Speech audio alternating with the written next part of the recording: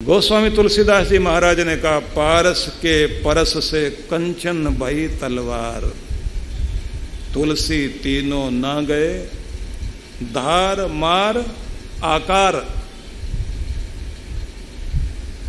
पारसमणि के छूने से तलवार लोहे की सोने की बन गई। अब सोना तो बन गई, लेकिन वो सोना अभी भी क्या करता है? दूसरे को तलवार काटने के लिए, मारने के लिए तैयार है। और जैसी तरह की चीज होती है उसे देखते ही वैसा मन में भाव आने लग जाता, आकार देखते ही। आप देखते ना, गवर्नमेंट की वर्दी पहना हुआ आदमी दिखाई दे जाए, खाकी वर्दी, तो जो लोग लाल बत्ती पर रुकते नहीं ना, खाकी वर्दी देखते ही सर्दी लगनी शुरू हो जाती है, वहीं रुकने लग जाते हैं, नहीं नहीं आगे नहीं जाना। और इससे भी बड़ी एक और शक्ति है, जो खाकी वर्दी देखकर, लाल बत्ती देखकर गाड़ी नहीं रुके, बिल्ली सामने से निकल जाए गाड़ी रुक जाती, कमाल की बात। बड़े बड़े लोगों को, सेठों को देखा है, बड़ी लंबी चौड़ी कार में बैठे जा रहे हैं, लाल बत्ती पे गाड़ी नहीं रुकती, पार कर गए, लेकिन आगे से बिल्ली रास्ता काट गई, ब्रेक लगाया, ड्राइवर को कहते रोक रोक रोक रोक, अनिष्ट हो जाएगा। डर बैठा रखे ना मन में। तो जैसे वर्दी को देखकर आपको कानून याद आता है, माला को देखकर ऊपर वाला मालिक वो गवर्नमेंट याद आती है, जैसे वर्दी को देखकर सरकार गवर्नमेंट याद आती है, ऐसे माला को देखकर बड़ी गवर्नमेंट याद आती है। आकार को देखते ही आपके मन में उस तरह का भाव आ जाता है। लेकिन जिस तरह से आप पारस के स्पर्श करने से लोहे को सोना बनते तो देख लिया, लेकिन उसका आकार प्रकार मार धार नहीं गई, वो तो वैसी की वैसी। तो कहते हैं, ज्ञान हथौड़ा हाथ ले, सदगुरु मिला सुनार, तुलसी तीनों मिट गए, धार मार आकार, तीनों मिट गए, धार मार आकार। ज्ञान हथौड़ा हाथ में लेकर के सुनार ने जैसे ही उस सोने की तलवार को पीटना शुरू किया, उसकी धार हटाई और बना दिया उसको आभूषण। अब तक काटने वाली चीज थी, आज से वो श्रृंगार का साधन बन गई, व्यक्ति की शोभा बन गई। जो मारता था, हिंसक था इंसान, उसका स्वभाव सबके लिए दुखदायी था। जैसे गुरु की शरण में आया, कीमती तो बन ही गया, लेकिन ऐसा सुंदर आभूषण भी बन गया जो सबकी शोभा बन गया। तो भगवान की शोभा बन जाए, संसार की शोभा बन जाए, ऐसी शक्ति गुरु ही देता है। तो इसलिए गुरु की शरण में जब आते हैं तो पहला वाक्य अंदर से आवाज आती है, जो हमको भी कही गई थी, आप भी सुन लेना। तुम ईश्वर की दिव्यता को प्रकट करने के लिए इस संसार में उपस्थित हुए हो, ऐसे बोला गया। तुम ईश्वर की दिव्यता को प्रकट करने के लिए इस संसार में उपस्थित हुए हो, इसलिए तुमको भेजा गया। तुम्हारे अंदर से ईश्वर की दिव्यता प्रकट होनी चाहिए, वाणी में, व्यवहार में, बोलचाल में, उठने में, बैठने में मेरे अंदर से ईश्वर की अनुभूति हो। तो हम एक प्रार्थना कराया करते हैं ध्यान में कि तुम मुझसे अपना रहस्यात्मक रिश्ता जोड़ लो, इतनी निकटता बनाओ मेरे परमात्मा कि तुम्हारी दिव्यता मेरे माध्यम से संसार में प्रकट होने लग जाए। मैं जिससे मिलूं मैं, लेकिन मेरा मिलना याद ना हो, मेरे माध्यम से लोगों को तेरा मिलना याद आए कि कोई भगवान का बंदा मिला है, कोई ईश्वर का प्रेमी मिला है, ईश्वर का दूत मिला है। मेरे स्पर्श को तुम अपना स्पर्श बना लो, मेरी आंखों को तुम अपनी आंखें बना लो, मेरा स्वरूप मेरा ना हो तुम्हारा हो जाए। तो गुरु यही पहले बोलते हैं। और देखिए ये इस समय प्रवचन में बोला जा रहा है ना, तो वो कमाल नहीं करता। कमाल तब करता है जब आप ध्यान में बैठे होते हैं ना, ध्यान में बैठे बैठे जब आप आनंद की हिलोर ले रहे होते हैं और गुरु आकर आपको प्यार से स्पर्श करे और फिर आप के माथे पर पीछे से हाथ रखा हुआ और आप ऊपर उठा करके अपनी गर्दन को, ठोड़ी को ऊपर उठाते हैं, आंखें ऊपर की तरफ रखते हैं और माथे पर हाथ रखा हुआ गुरु का, और फिर वो कहते हैं तुम इस संसार में ईश्वर की दिव्यता को प्रकट करने के लिए उपस्थित हुए हो, उसे प्रकट करो। तो कितना आनंद लगता है उस समय, हिलोर आती है अंदर से कि मेरा सदगुरु मुझे क्या दे रहा है। देखिए हमने भी बहुत तरह के ग्रंथ पढ़े थे, बहुत जगह गए, बहुत जगह भटके, लेकिन सच बात तो ये है महात्माओं की निंदा चुगली कर लेते थे हम लोग, बहुत कुछ उनको बुरा भला बोल लेते थे। पढ़े लिखे नहीं होते, दुनिया में बाहर हैं, ये कर रहे हैं, वो कर रहे हैं, ऐसा वैसा, 65 लोग हैं, लाख लोग हैं, ऐसा पता नहीं क्या क्या बोल देते थे। अब जब गुरु के शरण में आए और उनसे ज्ञान प्राप्त हुआ, तब ये समझ में आया ये धरती योगियों से, ज्ञानियों से, गुरुओं से खाली नहीं, इस धरती पर हैं लोग। नकली चीजें इसलिए चलती हैं क्योंकि असली है ना, अगर असली ना हो तो नकली चले क्यों। दुनिया में लोग हैं जिनके पास सच में दिव्यता है, नाटक वाले भी बहुत हैं। तो इसलिए गुरु ने आगे कहा ईश्वर आनंद है, ईश्वर प्रेम है,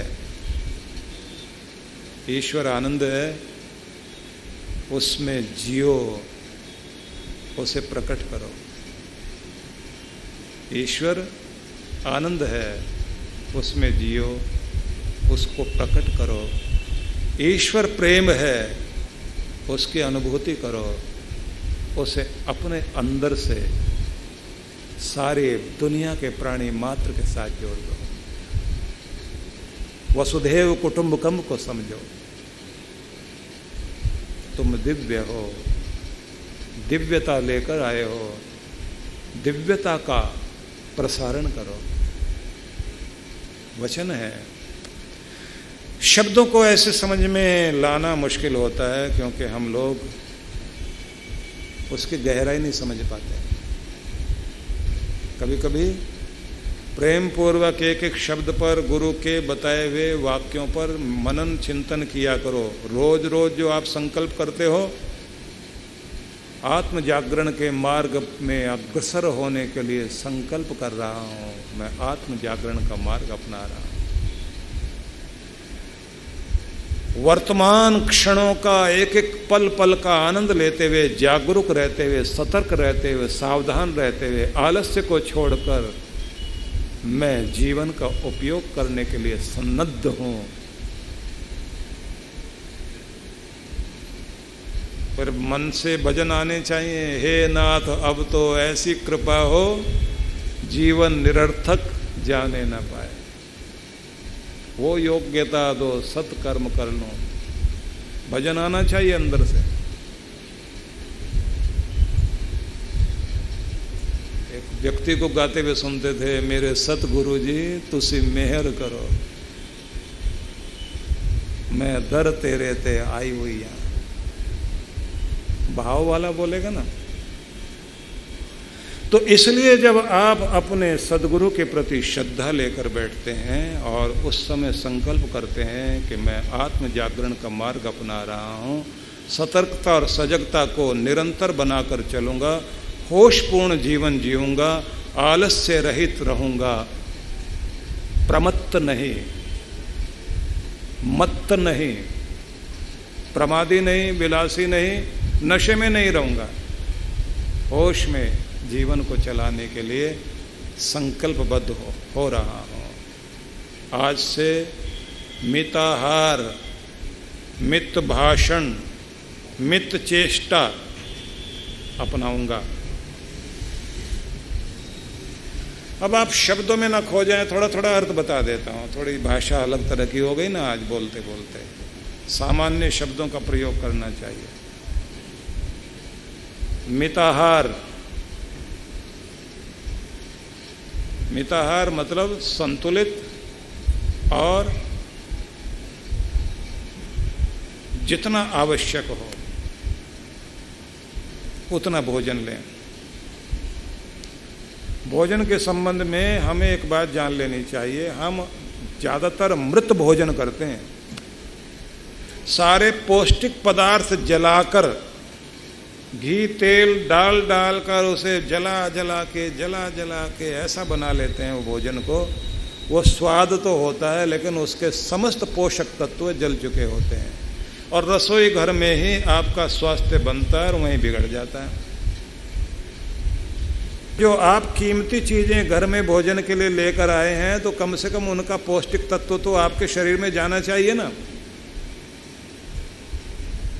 जो अंकुरित चीजें आप लोग लेते हैं, अगर उन्हें सीधे सीधे नहीं खा सकते, थोड़ा बॉयल करके लें।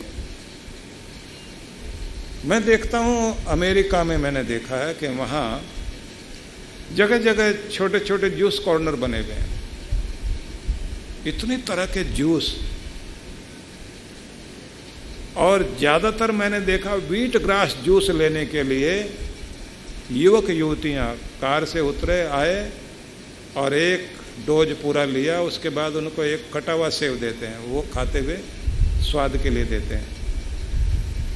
ये जो आपके गेहूं होता है ना, गेहूं के ज्वारे, इनको मशीन से पहले तो वो एकदम बहुत तेज धार से धोते हैं, उसके बाद ऐसे मशीन से काटते हैं, वहीं से जूस निकाला और उसके बाद ताज़ा ताज़ा सामने देते हैं।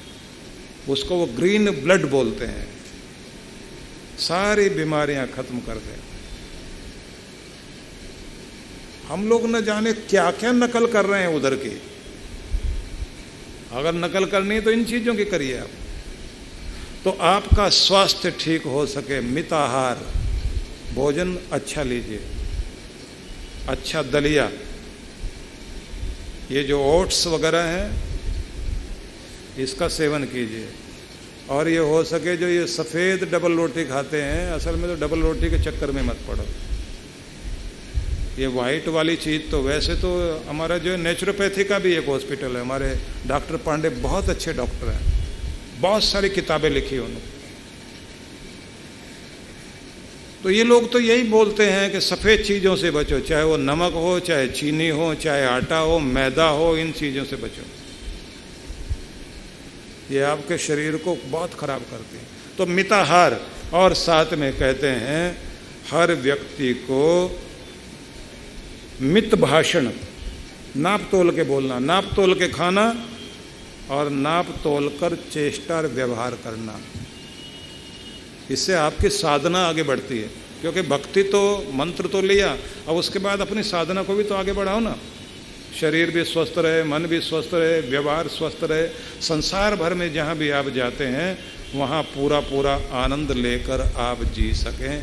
तो इसलिए जो गुरु आपको निर्देशन देते हैं उन निर्देशों का पालन प्रत्येक व्यक्ति को करना चाहिए। और ध्यान रखिए, हमारा एक ही लक्ष्य हो, यत्र ज्योतिरजस्रम यस्मिन् लोके स्वरहितम तस्मिन् माम धेहि पवमान अमृत लोके अक्षिते इंद्र एंदो परिश्रव। वो लोक जहाँ तुम्हारा स्वर्ग, तुम्हारा आनंद बहता है, भगवान तुम मुझे उस लोक में लेकर चलो। उस लोक का दर्शन करना है, उस लोक में जाना है। तो मेरी प्रार्थना है सबसे, अपनी भक्ति को साधिए, अपने आसन को साधिए, अपनी वाणी को साधिए। आगे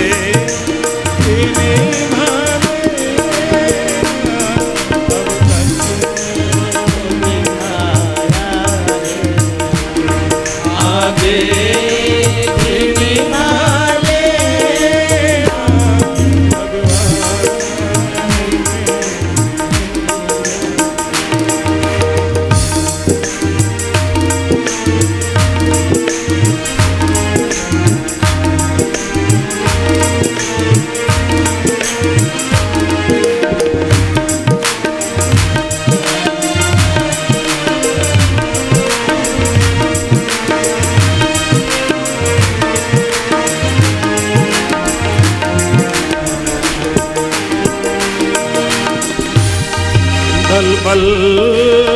साथ